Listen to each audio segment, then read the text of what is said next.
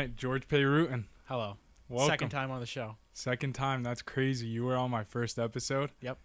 But it's definitely not your second time in the studio, right? Yes, definitely not. Probably like fifth, sixth, seventh.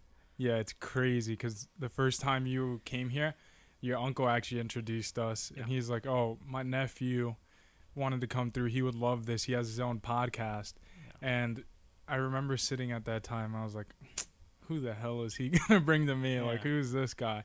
And then I remember meeting you, and we just had a conversation, and you would call me like pretty much every week, like, "Dude, why have you not started your podcast yet? Like, what the hell are you doing?" Yeah. And I'm like, "Dang, bro, you are not lying." One thing I did want to state on this podcast, and it's definitely coming a bit earlier, is, bro, you got some balls. Thank you. You started this podcast, what is it now, 2 years ago? No, probably like 3. 3 years ago. Yeah. And you just graduated high school. So you're talking about when you were 15 years old. Yep, sophomore. Yep. And that's, again, why I say you got some balls. Because I know how I felt when I was 15, and I definitely wanted to start a YouTube channel. I definitely wanted to be, a lot of people do. Yeah, everyone does. Yeah. Nowadays, especially. But you actually took the initiative, started it, and are doing really well in it. Thank you. The connections you have made, you have me as a connection. You have Julian Dory. You interviewed Tommy G. I saw you with a picture of Adam Sandler the other day, which was sick. I was like, how the hell is this guy next to Adam Sandler? You seem to know everybody. Thank you. And it was something I spoke to Sonny Foz about, too, when I had him on the podcast. Yeah. Was like, if you want to know somebody who could network like a monster, you got to hit up George. Thank you. You're like no one else, brother, and that's why we've had a great relationship as I gotten to know you more and more, and as you gotten to know me. I really can't speak any more highly of just the type of person you are, the type of young man you are. I congratulated you on graduating high school, too. We'll talk a little bit more about that as the show goes on. But let's just jump straight into it. What made you want to start podcasting? What made you want to start a YouTube channel? Well, I think that, I've always had kind of an interest in doing something like that, but I think, so it came during a point in my life, and I've told this story before on a different podcast, when my grandfather and my rescue dog died in the same week.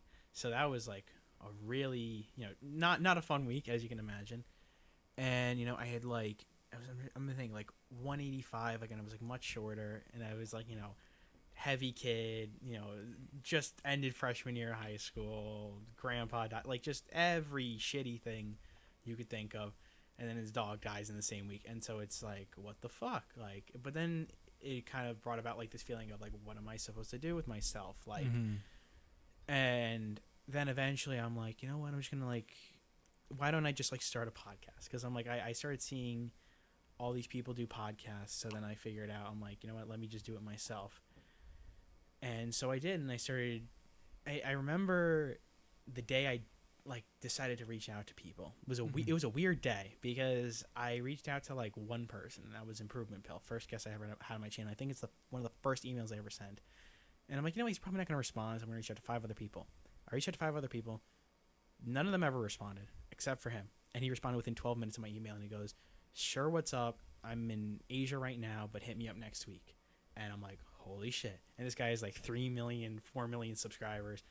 And, I'm like, wait a minute, this actually works. I can actually contact these people.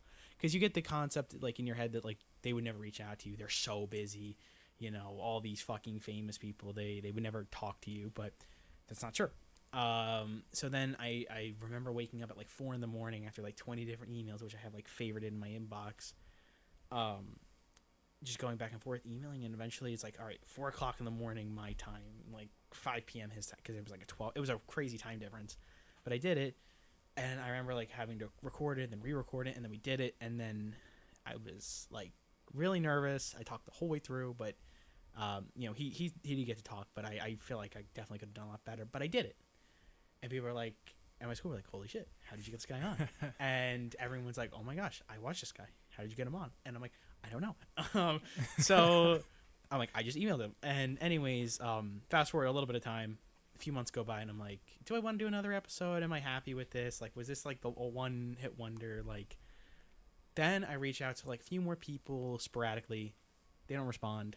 Then I just kept going, a little bit more, just sporadically. Then eventually I found this guy analyzing evil via lie, who I actually then eventually hooked Julian up with. But I reached out to him and I'm like, hey, like I used to write like these fucking colossal emails too, which is probably why people were not responding to me. Yeah. But I would write these horrifically long emails and messages and say like, I'm the biggest fucking fan of your channel, like sound like a crazy person. But I messaged him and I'm like, hey, any chance you come on my show? And he's like, absolutely. Second episode, that's like a creator with like 600,000 subscribers that like my friends also watch, and they're like, holy shit, how did you get this guy? And I'm like, I don't know. Then like it turned into like I got a Navy SEAL on, because eventually I'm like, YouTubers are kind of hard to get on, so Yeah. let me try and get someone that's like easier to contact but still really impressive. Navy SEAL. Then it's like the judge in the Bridgegate Chris Christie trial. Then it's like go on and on and on, and then eventually now I've gotten to a point where I basically settled on like YouTubers and influencers that I interview. I do interview other people occasionally, but it's mainly people that are like famous, high profile YouTubers, stuff like that. And I'm glad that I settled on that as opposed to like the FBI agents. I fell out of the true crime stuff like a while back. Yeah. How come you fell out of it? You just weren't as interested in it anymore?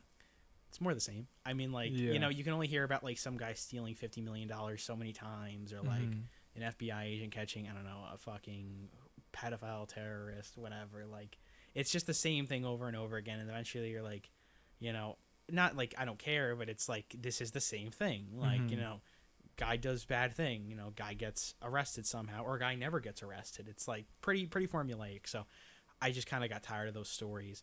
Navy SEALs, I'm not really a military, like I don't really know much about the military, so it's like I never really like could connect with the stories. Maybe the lessons they learned, but and I respect all of them. Like, you know, they all were very nice to me. Almost everyone I had on my show was very good to me. But I just fell out of it because it's just more of the same. I definitely get that. One thing I wanted to go back to that you spoke about, and definitely something you clarified to me as our relationship grew as friends, is how easy it is to contact these people. Because like you said earlier on, you think, oh my gosh, they're famous. Why would they waste their time responding to me or this or that? But one thing that makes me think of is most successful people, a trait you see in them is they take action very quickly. You know, so when it comes to responding emails, when it comes to getting work done, when it comes to executing on something they need to do, they take action. So a lot of these high profile names you might think of and might be intimidated of like contacting it. Most of the time they're going to respond to you pretty quick. And if they don't, they're still going to respond to you. So just give it a chance. And like I said, that's something you taught me. And it's cool because I would have never thought, like, honestly, at that point, I would have never thought like somebody younger than me is telling me like pretty much like, stop being a baby, get the balls, like just hit them up. You know what I mean? What's the worst they could say? No. Like how many conversations have we had where you would literally call me and be like, dude, don't get upset. Who gives a fuck? Like nobody cares. Just keep contacting them, keep going. And it was just so funny you would tell me that. Thank you. Yeah, well, it's something because I had to learn myself. That's the thing. So like it was a hard lesson to learn of like, you know, you can reach out to 1,000 people and not one of them will respond. Or you can reach out to 1,000 first and they will respond. But the point is that they do respond. Like they're just people like you, and if you understand that, you can get in contact with them pretty easily. Just as long as you have something interesting to them, even a little bit, even if that's like a really shitty podcast or like a really good podcast, like whatever it is, there's gonna be someone interested. Like, you know, if you reach out to enough people.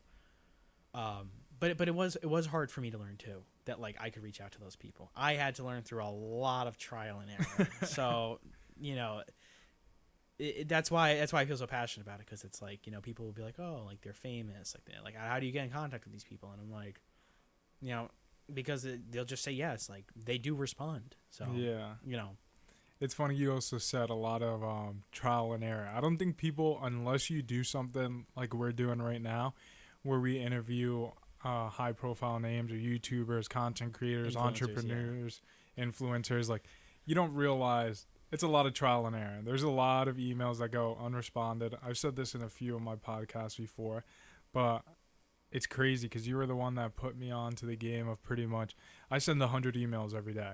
Right. And I say this all the time to my friends, like that's 700 emails in a week. And there's weeks where nobody responds, weeks, 3 weeks, 4 weeks. And then there's weeks where I get 3, 4, 5 responses in the same day. And they're like, all right, let's do it. You know? Yeah. Well, you know, there was a story recently that I love. There was a guy, and he wasn't even like a particularly like unattractive person, but he was on Tinder, right? And like I feel like this is like a famous story now by the time I'm talking about this, but there's a guy and he was on Tinder and he swiped 2 million times. 2 million, like I don't know, like right or left, but I just know he swiped in general 2 million times. There's like a picture of the guy too, but he only got one date. What? Only one date. I'm like, I looked at a picture of the guy. I'm like, what? Okay, this guy's not like that, like unattractive. Like I don't know what happened, but still, that guy only got one date. Here's the thing. A lot of people be like, oh, that guy fucking, that's so sad. Like the way I see it is like that guy hustled. That guy tried. It's a numbers game. Yeah, like this guy did what he had to do. Now, like my advice to that person, he probably should have just gone to the gym, and tried that way instead of spending so much more time. But that's his business. Mm-hmm. But he did try 2 million times, right? And there are a lot of people who won't try 2 million times. Yeah. There are a lot. I think there was another conversation, and this is funny person I got connected with. I accidentally interviewed one of the escorts at like a Diddy party. That's another conversation. But with him, because I knew him as like a fitness influencer, and I started talking to him. And he's like, "Listen, dude, you're not hustling unless you make 100 phone calls a day. You can't say that you're a hustler unless you make 100 phone calls a day." And there's so many phone calls I've made, and there's so many texts I've sent, so many like Discord streams I've hopped into. And there's so many times where people have not been very nice to me. People have said more than a no, be like, oh, you're fucking stupid. Like, people have said that. Yeah. And then it's like, it does feel defeating, like the first couple times. But you have to just learn, like, this isn't personal. They're just fucking assholes sometimes. Like, maybe they had a bad day. But, yeah, no, like trial and error, you do have to try 1,000,000 times, right? And if you didn't work the first 1,000,000 times, you have to try one more. Right? And then one more, and then one more, and then just keep going, right? Unless you've contacted everybody on Earth, you don't have an excuse, right? That's the way I see it. That's actually crazy to me that you see it that way. Just because, again, dude, you're so freaking young. So this is why when I talk to people about you, I'm like, if you don't know George, you're going to know George. Anytime you open a social media app, like, you're going to look at this kid dominating the podcast games, and that's conversations we have all the time. When I get a chance to talk to you over the phone, it's just like what you're doing and the mindset you have, not many people have it. And including myself, there's a reason we have those calls, because I definitely myself need those checkups sometimes, because I get down on myself. I'm hating on myself like, damn, Everyone does. Yeah, just going through the motions, and I'm really just getting started. I feel like I put too much pressure on myself. Like I should be here, I should be there. And, like, this is something I tweeted out the other day. And I'm on Twitter now. No, but this is something I tweeted out the other day. And it was like, you are where you need to be, exactly where you need to be. Like, don't rush it. Just put in the work. And you put things in the perspective for me. Like, if I'm not making 100 phone calls, if I'm not sending 100 emails, I'm obviously not working hard enough. Because you're my competition in a sense, you know? Yeah. Like, we're both podcasters. So it's like, why would people watch my podcast over yours if you're hustling way more, if you're creating way more, if you're getting better way more, Well, I mean, there's days where I wake up with poopy pants too. You know, like I think David Goggins, who was a major inspiration like a while back to me, but like with him, even he says, he's like, dude, there's so many days where I'll stare at my shoes for fucking an hour, like not wanting to run. Right, and that's David Goggins. Like that's the guy when it comes to motivation. But I feel the same way. Like there's days where I don't want to do it, and there's days where I just don't do it. Like, and sometimes I use the excuse I need a break, and sometimes I do need a break. But you have to just get back up, and you have to email like 1,000 more times, right? Because there's been times where I've been like on winning streaks, and like I just don't keep it up. Like, cause I get a little bit satisfied. That's what sucks. And when you're losing, it's very, tempting to just give in to losing, right? It's very tempting to just give in to like I don't want to do this. This sucks. This isn't working, right? But you know what? It does work. You just have to try it again. Yeah. Like, I remember I think the most viewed video I ever put out got like, I want to say not 100,000. It got like not close to 100,000, like 90,000 that I put out, not like edits that have been made of me, which is also cool. But we'll go back to that one. Yeah, that one's a different story. But like I've made so I would do these interviews, right, where I would like ask girls, hey, what's the worst first date you ever went on? Like, what's your biggest red flag in a guy? Like the fucking like the stereotypical like what's it called? What's the word? Slop. Like the typical like YouTube like brain rot. And sometimes they would give me like legitimate answers. Sometimes we like plan a skit. But and after doing like so many of them, like some of them would get like 10,000 views, like 5,000 views, 7,000 views, and one of them got 90,000 views, right? And everyone saw it, and like everyone was like talking about it. And it's like holy shit. But then it's like that video, like I reposted on Instagram, and only got like 7,000 views. So like not only do you have to try with the editing and making a new video, but you also have to try with every single platform, because on every single platform they have a completely different algorithm, right? So YouTube Shorts like appears to like a younger audience, TikTok to like teenagers, Instagram to teenagers, Snapchat they don't really give a shit, so it's like kind of a mix of both, but it's like younger teens, like middle schoolers. But anyway, so like that video just didn't do well, right? On Instagram. It did do well on TikTok though.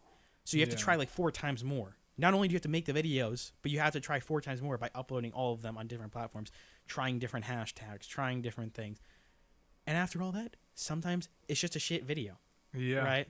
The only surefire way to go viral is to just make good videos. That's the Mr. Beast method. Like the only way to do good on YouTube or any platform, just make better videos. Right. So when you're talking about like competition, it's just make better videos and hustle harder. That's the only thing you can do. It's just work smarter and work harder, really. So produce something better than what everybody else is producing. And that's hard. That's the hard part, right? You have to figure out what's better. And you have to try a million times to figure out what's better and what actually works. That's one thing you hear consistently time and time again is the difference between people who made it and didn't make it is they just stopped. They're afraid to get to that 1 million mark before even giving it a chance. Yeah. And that's something I'm starting on my TikTok now, where it's like I'm switching it up from just posting my podcast shorts where we were talking about a little bit earlier, and that's going to be my opportunity to go for the 1 million mark. Like right now I think my videos are shit. Don't get me wrong. Yeah. Like I literally told you the other day when I was going into the gym, I'm going to post a bunch of BS. It doesn't really matter to me, but with time I'm going to get better. Right. Because as I post a ton of shit videos and I'm able to look back at the recordings I made and look back as to why they were shit, I'll get to improve on that with time. One thing I don't want to happen is like 2 months, I have this great idea, like, yo, George, let's execute on this idea. And then I don't even have the systems in place to execute on it because I didn't practice, I didn't post, I was scared to do this, scared to do that. So I'm like, you know what, forget about it. Let's stop being scared and let's just go for it. And then when the time comes, we could execute on the great ideas we have, Because Mr. Beast, like you said, he didn't start off doing all these grand ideas or he's spending millions and millions of dollars on a video. Like, it started him and his boys, like, behind a laptop screen, a monitor, and just, I think at one point he counted to 100,000. Yeah, counted to 100,000. Like, who thinks of that? You know what I mean? But at the time, it was a great video for YouTube. And it still is, because it's something that a lot of people in this world won't do, because he did it at a time where there wasn't any monetary value in the sense like I'm doing this, not what it is now. Exactly. Like it wasn't like he sat down like I'm doing this and I know I'm gonna get a ton of brand sponsorships, I know I'm gonna get this or that. Like people only do it now because they think they could achieve that at the end, you know what I mean? He was just willing to do it to test it out, and that's the difference between like him and a lot of other people that want to be content creators. Is he's pretty much willing to do what others aren't. Well, the thing is with people like Mr. Beast or like the Jeff Bezoses, or well, maybe not so much Bezos, because like, I've seen like I watched all the interviews of like all those different people. The thing is, you gotta understand those people that are like the top of their field, ultra billionaires, hyper successful. They have one thing in common: they are all like pathologically addicted to whatever they're doing and like obsessed with it to the most extreme. Thing is, most people are not like that. Most people are not built for that. Right? Maybe they can like work as a content creator like a full-time job. Maybe that, but like thing is, a person like a Mr. Beast, like I think there's a saying where it's like everybody wants to own their own business, right? For all the reasons that like they hate their own job, weirdly enough, right? Because they think like, oh, by owning my business, I'm gonna make my own hours and it's not gonna be as stressful. No, it's probably gonna be a lot more stressful, right? You might get paid more, right? You also might get paid less. Thing is, you're not guaranteed anything. You don't have the safety net of a regular job. Everything is you and up to you and you alone, right? Unless you have a staff or like you have a restaurant, but like that's a little bit different, right? If it's just you, like you're a content creator, it's scary, especially if you're trying to turn into a full-time job, because you have to figure out everything alone, right? And yeah, there's people that can help you, but they're not going through the steps with you, right? It's like with life. In life, you're going through everything alone, right? That's what people like, you know, it's hard for people to like really comprehend that, but life, you're just going through it alone. Like, yeah, like you will have people with you, you'll have friends, and of course like you always have God, but like it's just you. Like it's you, you're the main character of your own life. That's kind of the way I see it. Like you're not the main character of anybody else's life. You're the main character of your own life, and that's it, right? And everybody is the main character of their own story, right? But because how could you not be, right? Everything that happens to you, you're the center of everything that happens to you, right?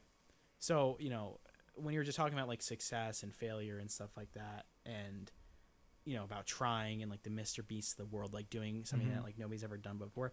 Number one, it's always hard. It's the hardest to take the first step, right? And it's very, very hard to do what others aren't willing to do, because you have to, because it's usually something that you're not willing to do, right? So like the Mr. Beast of the world, like 16-hour work days more, like, you know, disregarding sleep just so we can study a YouTube, not even make a YouTube video, just study a YouTube video. First 3 years of making content, just studying and studying and studying and studying, and then eventually things worked, and he just threw shit at the wall. Like how much, like I looked at some of his older videos, like Minecraft Let's Play, fucking Call of Duty like Let's Play, like how much money does PewDiePie make, like fucking things like that, and they got like 30,000, 2,000, 2,000. They probably have more now because he's the biggest YouTuber on the planet, but. Again, like those people, they're not regular people. They're not like you, or well, I mean, I don't know. Like, I don't know how truly like dedicated you are, but like people like Mr. Beast are like, all they talk about is YouTube. All they talk about is YouTube. There's no work-life balance. There just is work, right? And then there is like, and there's nothing else. That is their life, right? Their life is work. Yeah. That's a different kind of person, though. No, I could definitely agree, and he's definitely not like me. I'm obsessed with it at this point, and I'm becoming more obsessed with it every day. But I feel like for him it was a little bit different. It was just the second he posted his first video, he was just obsessed with it. Even before that. Yeah, even before that, exactly. For me, it's definitely something I've grown to love more and more, because one thing is that I didn't even think about this prior to doing it. I never edited a video a day in my life prior to doing my podcast. Right. Like I'd edit a few videos for LPM here and there for a few other people, but it was very basic stuff. And when you're editing things for other people and they don't expect much out of it, it's like whatever. But when you're editing something for yourself and you want to get to 1 million views in that one video, you just expect so much from yourself. So it goes back to what we were saying earlier. Like I put so much pressure on myself, and I'm like, damn, I'm a shit editor. So at first I really hated editing, and now I'm still not the biggest fan. Like it's whatever to me, but I get it done. Yeah. And I realize, like, regardless of what I do in life, what avenue I decide to take, it's like I'm going to have to do something probably at least more than 50% of the time that I don't want to do.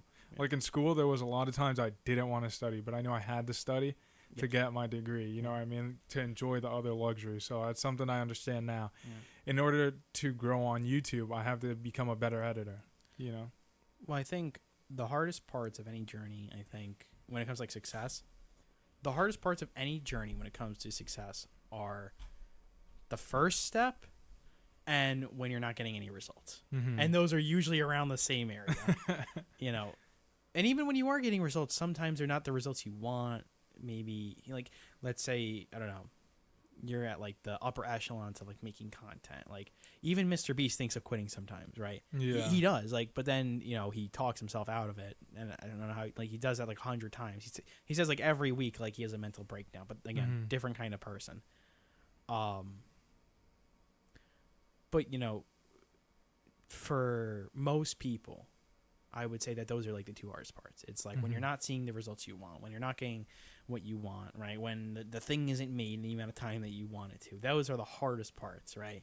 Those are always the hardest parts of any like success journey, right? Those always feel the hardest, and they are the hardest, right? So, because like when you're first starting out, it depends on what you're starting. Like it's a little bit intimidating, right?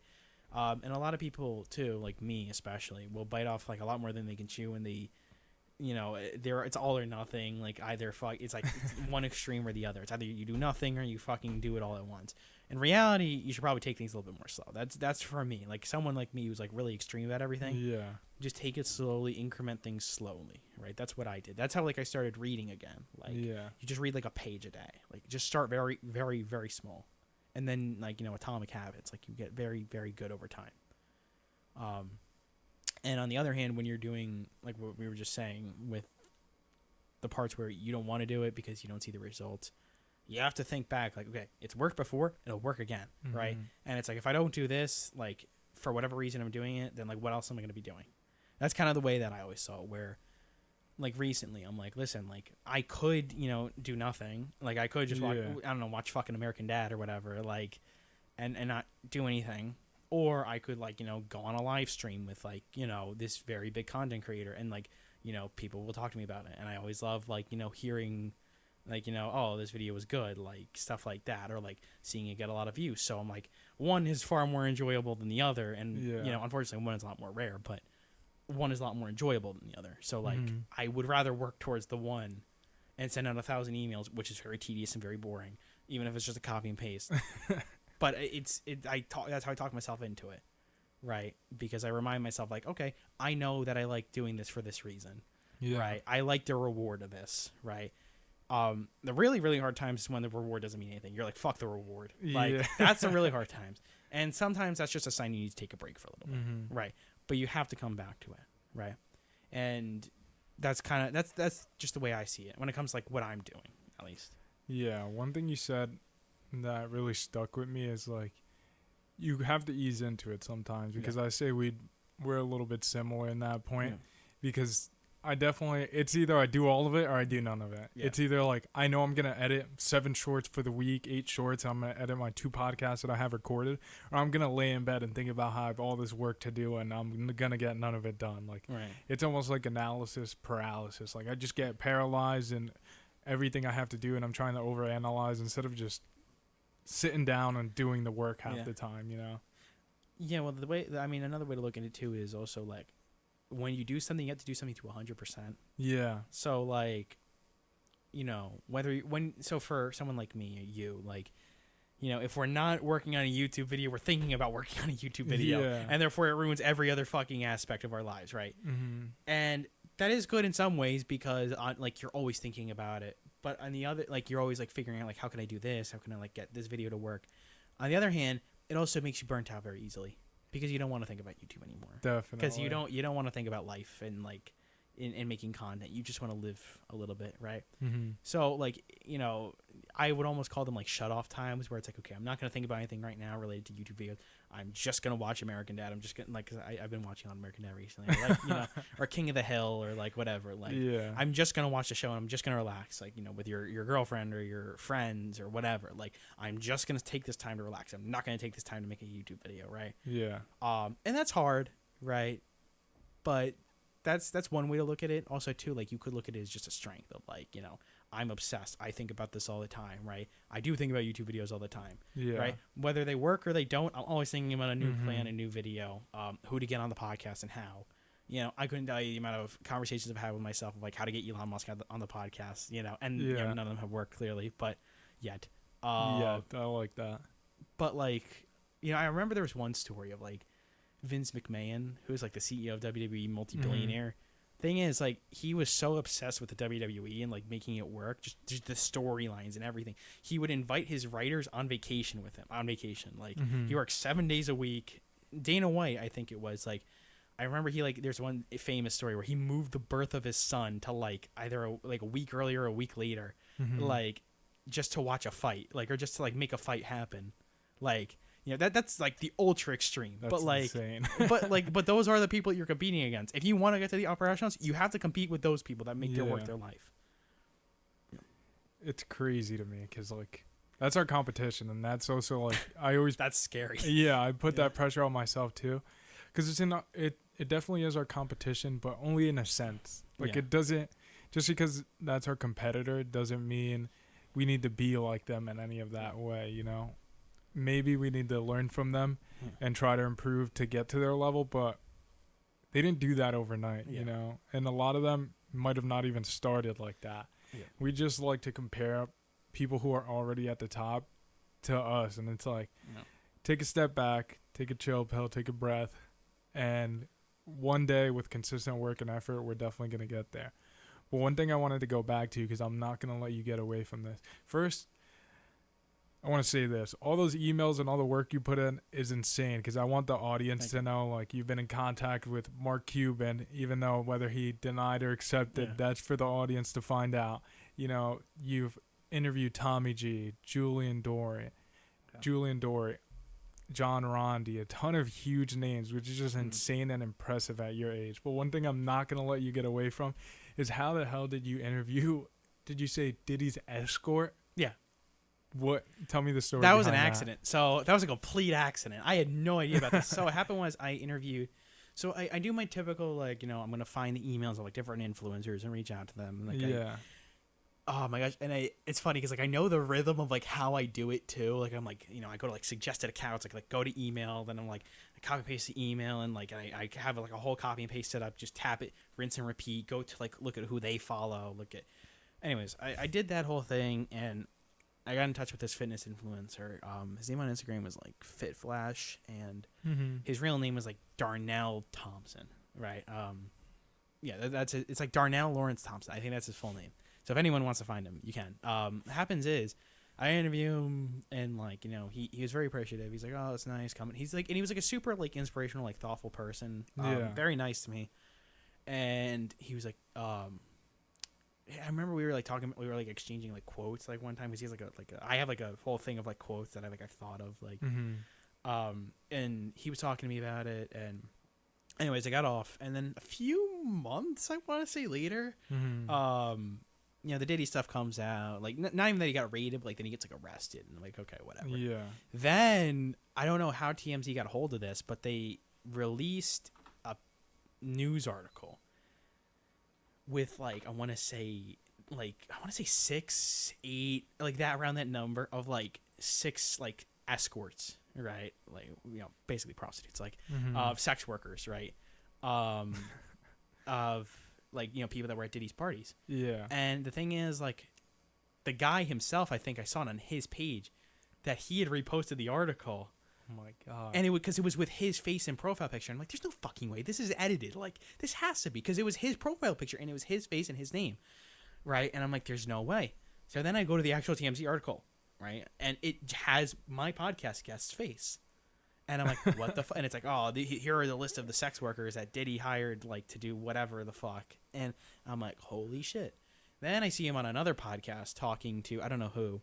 I think it's like on his YouTube channel. I don't know what he did, but then he's talking about like how, you know, Diddy basically hired him to have sex with Cassie Ventura. Like, it was like a really interesting like story, but I didn't watch the full thing. But I spoke to him recently about it. I'm like, hey, like, what the fuck? And he's like proud of it too. Like, he's very proud of the whole thing. What? Yeah, he doesn't shy away from it at all. He's very proud of it. Like, he has posted on his story like every time he gets like in an article about this, or like, I remember people ask him like, oh, what was it like to have sex with Cassie? And he was like, man, it was the fucking great. And it's like, whoa, like, and he tells the whole story like very casually, like very normally.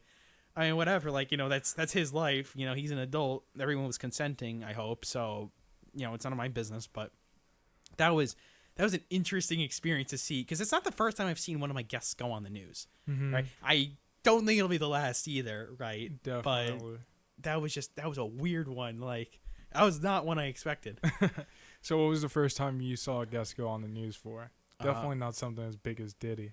So the smaller case was like a lot of YouTubers were talking about like these alpha male camps where it's like a man boot camp. It's like to teach men how to be men. I don't know. It's a weird. It's so weird. It was basically like, all right, like, let's say we'll take you. I don't know. Like, let's say like, oh, I don't know, I'm not happy in my marriage, or like whatever it is, right? Like, I want to be more of a man. So they'll basically put you through Navy SEAL training, right? Yeah. The difference is you have to pay for it. And you have to pay like $18,000 too. It's not like it's not like a week. Like, what the hell? It's not like a week or whatever, like $1,000. Because that would be like a little bit, okay, like more understandable.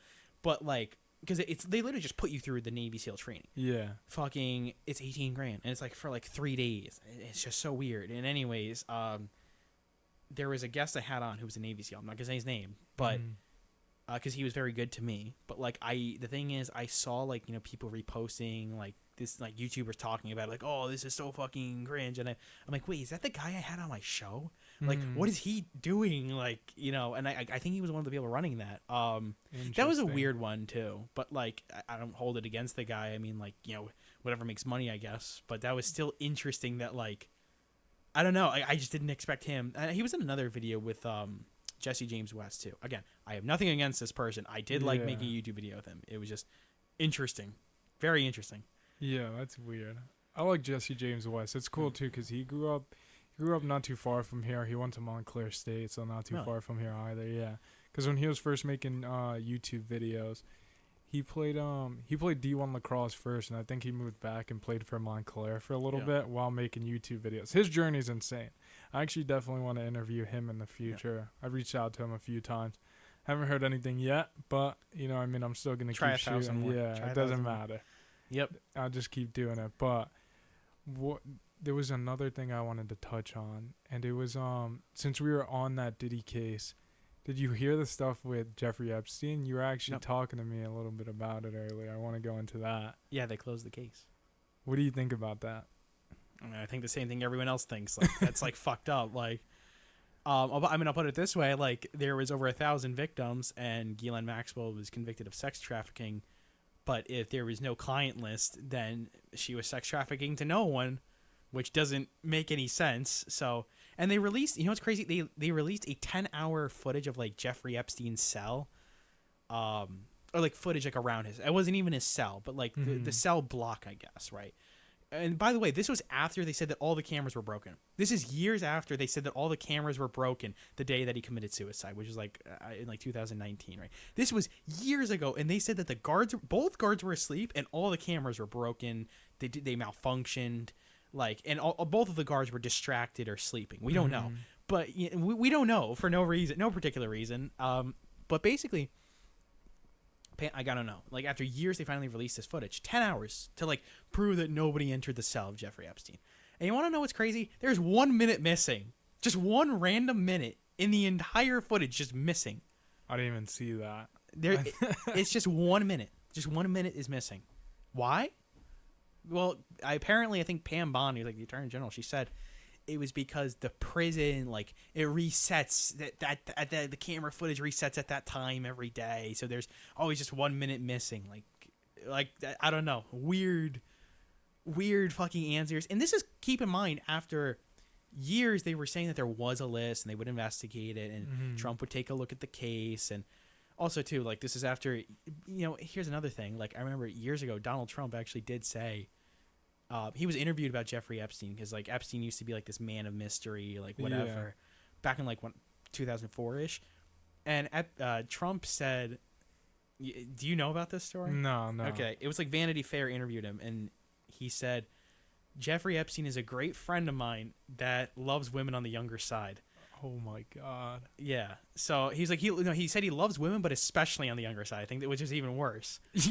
And now every time, I remember, like, I watched Alex Friedman's interview with Trump, and he said, hey, what do you think about Epstein? Like, like the whole case. And he's like, oh, I have to take a look at it. A lot of rich, powerful people went to that island. Like didn't really answer the question. There was another interview where they asked him about like 9/11, JFK, and he's like, yeah, I'll do that. He only did JFK. He has yet to do 9/11, but we'll see about that. But then with Epstein, he's like, oh, well, that one I'll have to see. Like, and recently, he did, like, somebody asked, like, hey, you guys closed the Epstein case. Like, oh, by the way, the prosecutor in the Jeffrey Epstein case, like when he was going to get sent to prison, is the same prosecutor as the Diddy case. And it's James Comey's daughter. Just so you know. Oh my God. But yeah, no. So, what was I gonna say? So fucking Trump got questioned about it. Like, hey, like, what do you think? It wasn't even Trump that got questioned. It was Pam Bondi, but they were at the same table. And Trump's like, can I just say something? Like, why are we still talking about Jeffrey Epstein? Like, there's so many other things we have to cover, like the Texas flood, like this and that. And you want to talk about this creep, this weirdo Jeffrey Epstein? Like who cares? Like, that's what he said, basically.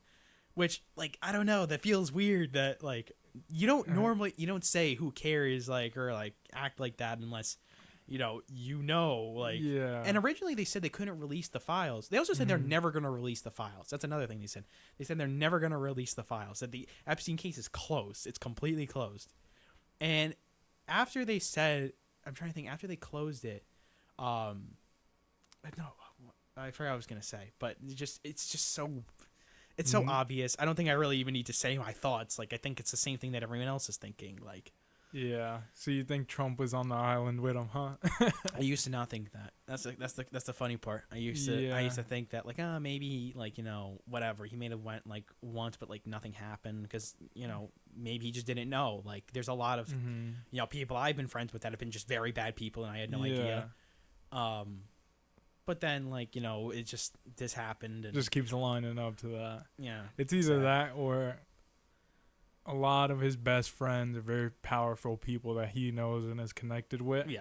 Are on that list, and he's like, you know what? Now I'm in power. I have an opportunity to close it and make sure it never gets out. Yeah, that's what I'm doing. Well, originally, so this is what I was gonna say. Originally, Pam Bondi said they can't release the Epstein files because of national security reasons, which is like either let's say that it was she telling the truth. Here's the thing: it's just a regular criminal trial. What would national security have to do with it? Right? Even if it did involve Trump, this was well before he was president. So what would it have to do with national security? Because that's only like if like that would have to do with like state actors, right? So then it's like, was he paid by someone? Was he hired? Because Jeffrey Epstein's first apartment in Manhattan was gifted to him. It was a $17 million apartment, right? I wish somebody give me that gift. Yeah, I know. I thought you were gonna get one for me for my graduation. No, fucking like. Weird case. I remember I've talked to friends about this at length, like just how strange it is. And the thing is too, when you think about Jeffrey Epstein, like people describe him like, oh, man of mystery, financier. Like, what did he do? Who was he? What you never actually? It's not like, oh, he's the CEO of this corporation that does this thing. What does he do? Can you tell me? I can't tell you either. That's the problem, right? So it begs the question, like, how did he make his money? Like, and I think he did make part of his money through like a Ponzi scheme, like but like he never went to jail for it, but like his friend did, and he got connected to that friend through like an MI6, like a former MI6 defense contractor. Like, what? Yeah, weird, interesting case. Like, and I remember he got a job at like Bear Stearns originally, and he was like dating the head of Bear Stearns' girlfriend. Or not girlfriend, I'm sorry, daughter. He was dating, his girlfriend was the boss's daughter, and like they tried to fire him, and they're like, all right, treat him like anyone else. The boss said that. The boss said, like, all right, treat him like anybody else. Like, because he had lied about getting a degree from Cooper Union. Yeah. He, like, in like, I forget what it was, like, math or whatever, but he completely lied about getting a degree, which is grounds to get fired, even though he was doing great. And, like, he's like, I only lied to, whatever the fuck, like, because I didn't think you guys would hire me, and they kept him. And they never fired him and never made a mess about it again. Right. So I just find it interesting that, like, times when he should have gone to jail and should have gotten arrested or should have just gotten punished, it never happened. Like, even in like, his job, like, and I think, but you gotta remember, too, this guy harmed over 1,000 victims. Do you know how much? And kids, too. Like, out of all the victims, kids, like, ugh, that's disgusting, one. And then two, I don't understand how, like, the U.S. government, the feds, how they let that go. Like, you're just okay with kids being harmed. Like, listen, I'm not okay with anybody being harmed. But when it comes to kids specifically, and women and kids, especially those two, like, I feel like we should step up even more. Right. You know, well, you gotta remember we're paying our taxes to these people. That's the worst part. It's just I remember I watched the whole documentary, and I remember I thought to myself, like, if there's any one person that the world owes an apology to, there's one person I think that the world owes an apology to, and publicly, and that's Virginia Roberts, or Virginia Giuffre, who died recently by suicide. And she was like the most outspoken victim of Jeffrey Epstein, like the most outspoken victim. She talked all about how Prince Andrew like raped her, and like, and I think Epstein's like former neighbor, he like even went on record to say that he would like see Prince Andrew like running around topless, like on the island. Like he lived close enough to like where you could see the island, and he would see like Prince Andrew like on the island with a topless like girl that looked kind of young. Like he never said anything because he didn't know like what was going on, so he's just like assumed it was like a younger girl, probably a minor. Like, but nothing ever came of that. But you know what was crazy was Virginia Roberts. She committed suicide. Mm-hmm. She committed suicide after years of repeatedly saying to the media. Here's a few crazy facts about her. Number one time when she was doing an interview, her phone blew up randomly. You can look this up. Her phone randomly blew up years ago in an interview. Interesting. About Jeffrey Epstein. Mm-hmm. Another thing that had happened was she, like a week, like for years, she would always say, I am not suicidal. I made this very apparent to my general physician, my therapist, my family. I am not suicidal. And she's posted this on Twitter. Mm-hmm. Then a week before she commits suicide, she gets hit by a bus, and it's almost lethal. It's like almost a fatal bus hit, which I mean, I guess getting hit by any bus would be, but like hers especially was. And she lived, right? She lived. And then a week later, she commits suicide. A week later, she committed suicide. Why? Why would you commit suicide? Like after living through like such a, traumatic injury and like being perfectly fine. Like, I don't know, weird. And I don't even know the method she committed suicide. That's another thing. That was one thing I was going to ask. It wasn't like, found, Epstein's victim found overdose. Normally when someone commits suicide, it's like, we don't know what happened at first. Like, she, maybe, I don't know. Maybe she was just found like fucking like, I don't know, like just on the floor. They tried to rush her. It's not like that. It was just, she committed suicide after getting hit by a bus. And I remember, you got to watch the whole documentary to really on Netflix. It's called Filthy Rich. It's just everything about that movie. Like it's perfect. Probably doesn't even go into everything, but there was another point where like girls would, I remember in his first trial, he had like 40 victims, 50 witnesses, like everything was stacked against him. And normally if you have like anywhere close, even like a few victims, that's like a lot of evidence. And he like hired private investigators to harass the girls, the police, and like to look into every bit of their details. And he only got like one charge, and it's like procuring a minor for prostitution, right? And the thing is, he made a deal with the jail that he could go to work, right? Like he made that he could go to work, what's it called? Like during the day, and then come back during night. And just sleep in a cell? Yes. And then just go out because he had to go to work, right? And the thing is, the guy, Alexander Acosta, who was the prosecutor in that case, was quoted as saying, I was told that he was an intelligence asset. And that's the prosecutor. He said years later, and people don't hire him anymore, but like weird. Like I don't know. I've never heard that before of like, oh, well, I was told that fucking he was an intelligence asset. No agency in particular. Thing is, even I have a feeling that's like probably not true. Like maybe they just found dirt on him and they just, I don't know. Like, thing is, Epstein would literally hire people to like blackmail other people. Like he would have private investigators do these like top tier investigations. So Virginia for years, she was on the run, like too, because they just wanted to they continually wanted to like harass this lady because like she would go to the police and like, obviously no one would do anything about it. And then she kept going and going and going. And I remember she said in the documentary, she would get phone calls, like her and other victims would get phone calls. Like after she had like changed her name and moved, and then she'd be like, I would suggest you don't go to the FBI or the police. Like from Ghislaine Maxwell, Jeffrey Epstein, after she changed her phone number, after she changed her name, like they'd be like, oh, you better not go. I know you go running every morning at this place at this time. I suggest you don't do that. It's a great place to get shot. Like, just crazy shit. Oh my God. One girl, this is the craziest part. One girl called the FBI and reported it, and the FBI didn't respond until 26 years later. And they were like, hey, we're just following up on a tip that you sent in like 1990, whatever. Like, I don't know. I've never heard of that before. Yeah. Like, I've heard of like, the FBI coming like even a few years later because like, things happen. Maybe like a tragedy will happen like after a tip gets submitted, the tip they didn't think was valuable at the time. But 26 years later over like a sexual like assault case, like, it feels weird. Like, it's not normal. Like, why would you delay that for so long? Like, and like other people would call the FBI and they'd be like, I never heard anything back. Like, weird, but just a weird case. Anyways, so to your question about like, how do I feel about it? It's like, how does everyone else feel? Like uncomfortable, weird, like strange knowing that our president probably had something to do with it. Like, I don't know.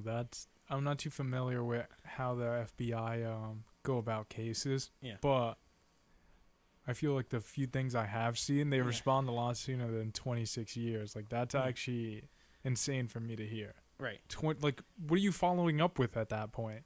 Like, I just Right. got a death threat over the phone. I'm getting threatened. Yeah. 26 years have gone by. Like, you're lucky I'm even still alive. You know, what's there to follow up on? Right. So, I don't know. That blows my mind. But you gotta remember, they get thousands of tips every day, Yeah. and then like 26 years later, after getting all these thousands of tips, they're like, let's follow up on this one. Like, let's say there was a legitimate threat. Let's say that like the sex trafficking stuff that got reported. Like, let's say that like was like, okay, let's say there's two words. Like, one is a false accusation, the other one is like a legitimate like problem, right? By that time, so many other that person has probably like committed so many other crimes. They've done this to probably a million other people, and ultimately the FBI fucked up, right? Yeah. But the problem, so then it begs the question, like, what were they doing? 26 years, like, and now, like, and the FBI was always very weird about the whole thing. They like would occasionally get involved. They would like, then they finally did arrest him like once or twice, and it would always be very minor charges. Then at the end, when he like finally committed suicide, he, you know, he was denied bail because he was a flight risk or whatever. But Ghislaine Maxwell was like nowhere to be seen. Like who is his right hand woman? She would like, because that's what a lot of like pimps will do. They will get like a female that they know very well, or like that's like kind of like, I don't want to say under their control, but like they're paying or whatever to like get girls because it's easier to trust women, I guess. And he would do that hundreds of times, and he did this to hundreds of victims. Like I remember, well, anyways, I digress. I was just gonna say like the FBI, they found. Like they didn't find her until years later, and it was like at a house in Ohio that she bought anonymously. She wrapped her phone in tinfoil, but I'm like, years, like you didn't think to arrest them both at the same time to like, they like let her get away. I feel like I don't know, they just let her get away for a little bit, like the right hand woman. I'm like the co-conspirator of like this whole thing, the only living person that knows everything that he did, everything he did and more. She knows the names of everybody that he was with. She knows more. She's the only person other than his clients that know anything about what actually happened. And we don't see an interview with her. We don't see like what she really did. Like, you know, it's just, okay, she gets all that happened. There was a closed trial too. She gets 26 years or 20 years in prison for sex trafficking, you know, again, hundreds of people, which is like beyond me that you only get 20 years for that. She gets 20 years in prison, never heard from again. And considering there's no client list, she was sex trafficking to nobody, technically, which makes no sense. Like, hundreds of people, hundreds of thousands of people. Do you know, like, I was thinking about this number yesterday, like, 1,000 people that you just, I'm just thinking about that, like, imagine going about, like, even just doing this to one person. Like, imagine, I don't know, then you're like 1,000. 1,000. If you try to personalize it, that's a stadium full of people. And you sexually assault every single one of them. That's like so unbelievably fucked up. Like, and to do that thousands of, and possibly more, right? Yeah. And to create this whole system where you pay girls $200, you know, come here. And what they would do, how they would find these girls, they would like take girls that were like, I guess like, you know, runaways, like teenage prostitutes or whatever. And like, they would find one girl and they would like, you know, invite them over to the house, you know, basically sexually assault them, right? They would sexually assault them hundreds of times. And then they would say like, okay, you know, here's $200, bring your friend next time. And then the girls would come back because they would need the money. And then they would tell both of the girls, all right, bring both of your friends. Here's $200 each.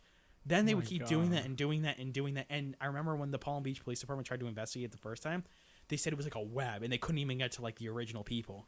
It was like so far back. Oh my God.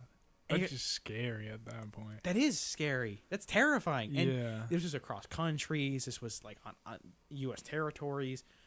And nothing ever happened. And the guy, like, I hate to say it, but like, you know, he basically walked free for most of that, right? He went to jail like 2-3 times, and it was only for like a year or less each time. And the end of it, when he finally went to prison, it was over like a fucking, what was it? It was like one charge, and it was like about the massages or whatever. Like, it was just about like, you know, it was something. It wasn't normal. Like, you don't, I don't know. Just doesn't line up. Anything about the case doesn't line up, honestly.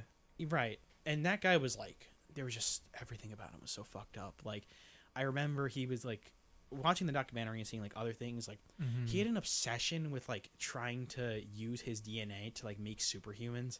Like he owned he went to like Virginia Roberts, like the main victim, and he's like, hey, I want you to be a surrogate for like my wife's child or whatever. And he like tried to like, he was very into like genetic editing to like try and make a race of super beings using his own DNA. Ultra megalomaniac. Then on his island there was like James O'Keefe, who recently got footage of like the original island and stuff like that, people who would film it. Yeah. And like at Palm Beach in his house and whatever, and like he would have like paintings of like children in like naked positions. So like in his original house, remember the police when they like went to search it? Yeah. Number one, all the computers were gone when they went to search it. I don't know why. All the phone, everything electronic was gone when the police went to search it, you know, for no reason.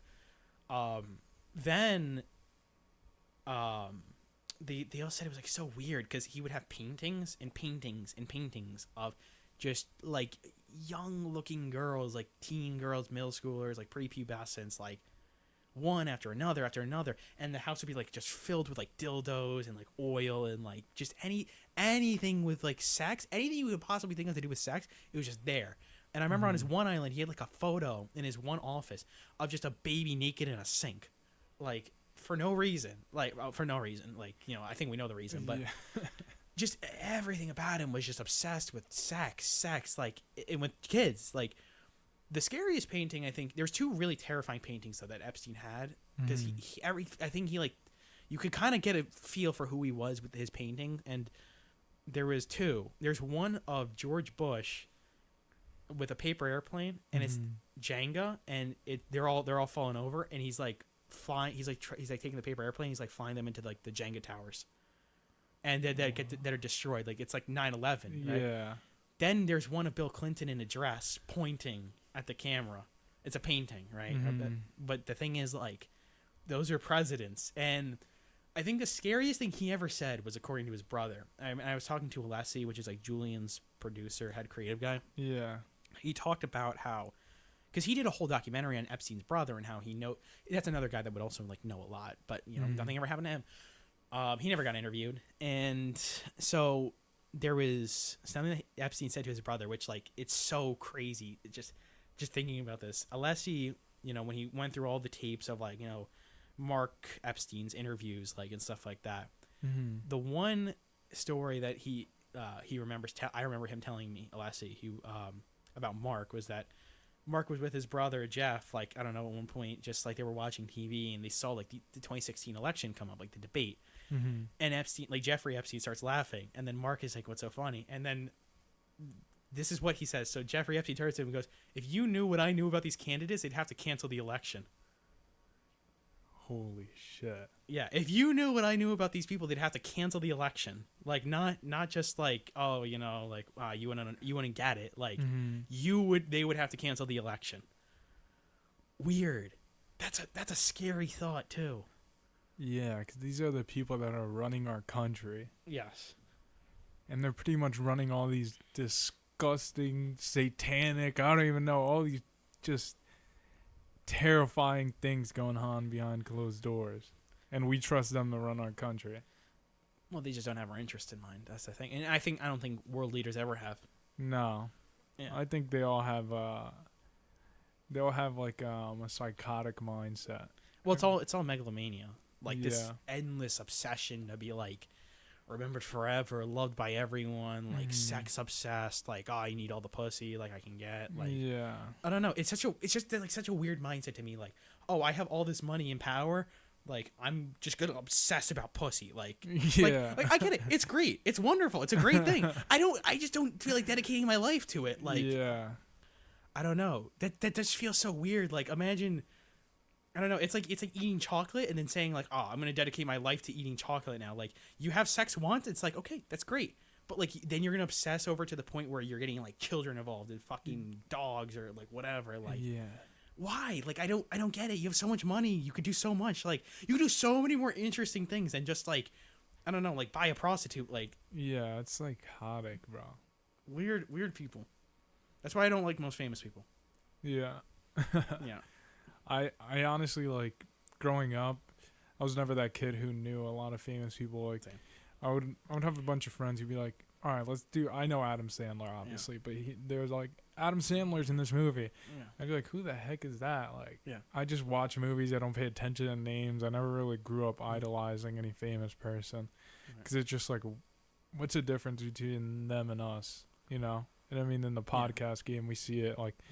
And then that's where you take off a little bit more pressure from yourself. Like there's really no difference between the YouTuber Mr. Beast, who has all these millions of followers, and you. Because if you wanted to become Mr. Beast, it's definitely something possible. You just have to put in the amount of hours and effort. You know what I mean?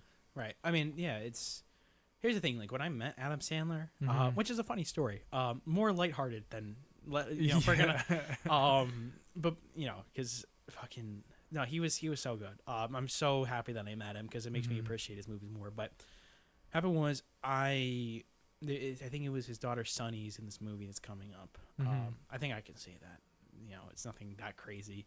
But basically, she's acting in this movie coming up, and I guess her dad is producing it. And it's at my high school. They're making the movie at my high school, or at least in my town, right? Yeah. But they did a lot of filming at my high school. And Adam is not really in the movie. To my understanding, he's more just he's more in the production, like just whatever, like just helping his daughter out. But it's mainly Netflix that's doing a lot of it. But anyways, so with Adam, I remember he was in my town, and I remember I saw him, like I had just finished working out. I was like so sweaty. It was like the worst possible way to like look while beating him. I was so sweaty. It was like 100 degrees out. Yeah.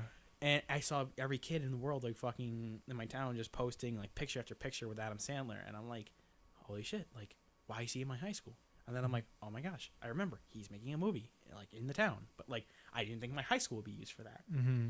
And it was like a handful of kids, I saw them get photos with him. So I'm like, these were only 20 minutes ago. I have a chance. Yeah. And so I walk over. I didn't really prepare anything. I didn't even like try to look better. I don't even know if I changed my hair. I was just so sweaty and hot. He actually commented on it when I met him. But I walked over and I'm like, there he is. Like, I see him in the parking lot of the school, which is right by the main entrance, and everyone's like, looking at him. And everyone's like, oh, like, and it was only like a handful of people, but people were looking, and I had just said like, oh my, I'm like, okay, well, how did everyone get in? I'm like, were these kids like extras in the movie? Like, how did they get in the movie, or not in the movie, but on the set? How'd they get on the set? Like, how'd they get in the school? Because you can't go into the school because the entrance is blocked off. Like, whatever you. So then I asked. So luckily, I think it was like fucking. I think like God was looking out for me that day because my friend came up to me because I noticed there were doors open at the high school, but I didn't know if I could walk in. And my friends were all like, one of my friends comes over and he's like, hey, I'm like, did you see him? And I go, and he goes, no, I didn't see him. Or no, he's like, I saw him, but I didn't say anything. And I'm like, okay. Like, he's like, he's like, you can go into the school, right? I'm like, fuck yeah. I'm like, and so I walk with him and we're talking and we're like, okay, like, how are we going to strategize this? Cause he would occasionally, cause all the photos I saw with the kids were like all in the school. Yeah. So I'm like, how do I get into school? I get in the school. And, like, I tried, my first method was, like, all right, I'm going to tell whoever is here, I'm just going to be like, I have to go pee, I'm going to the bathroom. And so we walk through, like, the theater, and then we, like, go into, like, this little area, the hallway where the set and stuff is. And then she's like, oh, I can't let you go through out there. I'm like, fuck. And so I'm like, all right, well, I got to go to the bathroom. And so I go through there. I go through, like, another route. But she's like, all right, go down to the basement. I'm like, okay. I don't go to the basement. And so I go through... this other area where it's like the same strip, that same hallway. It still leads to the same hallway. And I'm just kind of like standing there waiting because there's just one security guard there too. And he kept on eyeballing us. But I just stood at like an area, like a safe space away. And I saw Adam Sandler on his phone. Like I saw him on the phone like a lot in the parking lot. But I saw him like on his phone, like, yeah. And I tried to like wave, but like he didn't acknowledge me. But like, I saw like, my teacher comes in with her 2 daughters, like, trying to like, see him and stuff and say hi. And I'm like, all right, I don't think this is working. Like, just standing around. I actually came across a member of the production crew who had actually came by my workplace and asked about, like, using the space in my workplace. Yeah. Which they ended up not. But I spoke to him like, hey, I recognize you. He's like, I recognize you too. You look familiar. And we're like, yeah. We're like, okay, you came to my workplace. And I'm like, okay, dude, how do I get close to Adam? Like, can I have some insider like tips? And he's like, dude, just wait around. Like, honestly. And then he's like, And I'm like, but dude, I need a photo with him. He's like, dude, even I can't get a photo with him. Yeah. So then I talked to my friend, and the thing is, I like tried the bathroom strategy again, like, Mm-hmm. and I'm like, okay, like, there's a bathroom around the corner, and he's like, where are you going? And that security guard asked me, and I'm like, I gotta go pee, and he's like, all right, and I'm like, okay, and then I tried like walking back and like try not to make eye contact with him, and then we're just walking back, and we're like, man, is he ever gonna come around? So then my friend says to me, he's like, you know what? Let's go around like the band area, because like then we can Mhm. stand by, and we can like, because it's those were like right by the crew seats, without the security guard like being able to get like a close glimpse of us. So then Mhm. we go all the way around, and next thing I know, I see for the second time, and this time like much more approachably, in a blue Hawaiian shirt with shorts on, short curly hair, beard, same thing as I had saw him in before, Adam Sandler. I didn't even see his face. I just saw him like looking away at like a cast member or whatever in his Mhm. crew chair. But he wasn't on the phone, because if celebrity's on the phone, you can't bother him. Like that's my rule. Yeah. If somebody's on their phone, like on a bike, maybe on a bike, but like I generally avoid bikes because like, you have to get the person to stop. They might be working out. But a person on the phone, definitely not. The person's eating, probably Mhm. not. Like just things like that. If they're going about their daily life, don't bother them. If they're on a walk, bother them. But anyway, so I my friend said to me, he's like, I said to my friend, I'm like, do we just full send it? And he goes, yeah, but you're going first, George. And I'm Oh like, my God. okay. And I walked, I'd be like, all right, I just got to do this. I can't like, Hesitate. yeah. No. And because he, the guy's busy, maybe he'd leave. So my heart's racing. I'm like, because this is like the most famous person I met so far. Mhm. And I met him, like, and I like go up to him like, hey, Mr. Sandler. And he's like, and he immediately turns around. And he's like, what's up, boys? And he gives me both fist bump. He's like, what's up, buddy? Like, fucking gives me a fist bump, gives Yeah. my friend's fist bump, and I'm like, hey, I love your movie. He's like, thank you. He's like, I'm like, can I get a phone? And he like cuts me off, and he's like, come here, give me your phone. And he's like, all right. He's like, get your friend into it. This is a group photo. And then he's Yeah. like, bam, bam, bam, bam. He's like, you play basketball? And then I'm like, I do now. And so, and because I don't, he's like, I'm looking at you. You look like you play basketball. And he's like, all right. And then I'm like, he's like, all right, I'll keep. And I'm like, how do we keep in touch? And he's like, I'll track you down. And then I'm like, AOL, like dial up, like, and he starts laughing, and I'm like, all right. He's like, all right, have a good one, guys. And I'm like, all right, make good decisions. And he starts laughing really hard, and he's like, dude, how come you're so sweaty? And I'm like, you know what happened? And everyone starts like staring at us, have this conversation, the whole crew, because like, Yeah. fucking, I'm like, I came from the gym, and I came to see you, and I was like, it was hot, it was like a fucking mile away from my house, like. And he's like, all right, well, it was good meeting you. And I'm like, thank you, it was good meeting you too. And he was just so nice, so wonderful. Mhm. But yeah, no, I had a great experience meeting him. It made me appreciate his movies more. Yeah. Getting to meet him.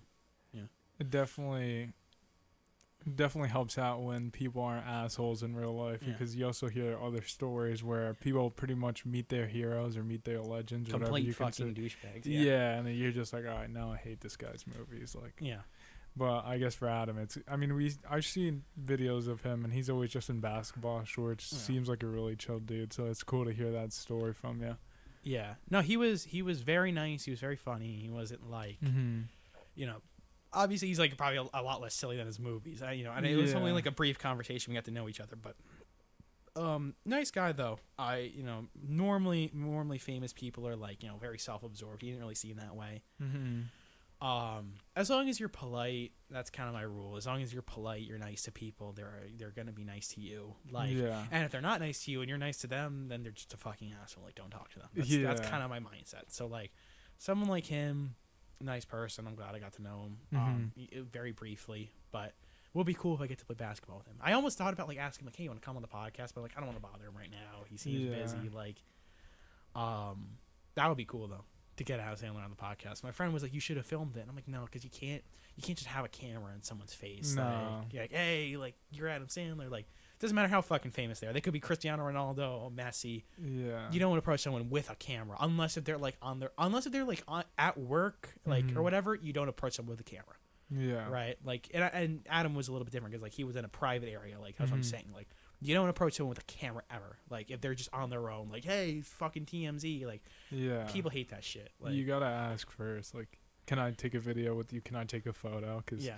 see it all the time. People run up with a camera and just like, bro, what are you doing? Well, it's like, imagine being them. Like, imagine in public, everything you do is just fucking like recorded.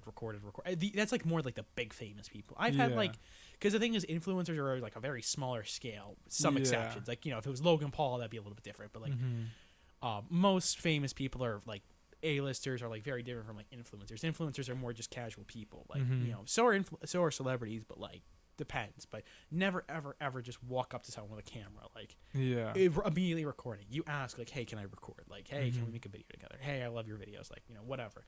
But you don't ever. I just can't stand that. That's why I hate TMZ so much. Like, terrible group of people. Like, just yeah, I just see them as like lizards. Like just parasites. Parasite, just leeching on the people, trying to get. I don't know. I'm not a fan of it. I barely pay attention to any of those. Like, they're considered news sites. I don't know.